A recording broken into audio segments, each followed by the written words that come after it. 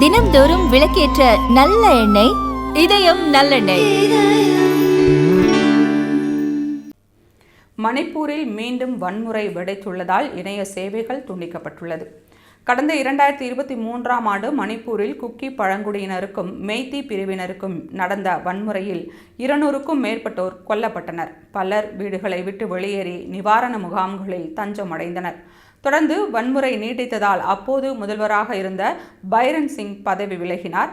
பின்னர் குடியரசுத் தலைவர் ஆட்சி அமல்படுத்தப்பட்டது.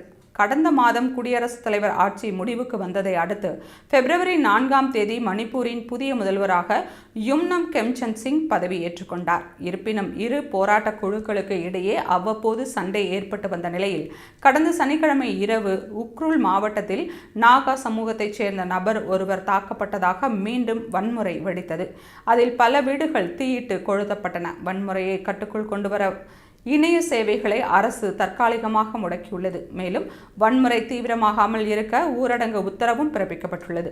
வன்முறை குறித்து தீவிர விசாரணை மேற்கொண்டு வருவதாகவும் மாவட்டத்தில் கண்காணிப்பு தீவிரப்படுத்தப்பட்டிருப்பதாகவும் மணிப்பூர் காவல்துறை தெரிவித்துள்ளது.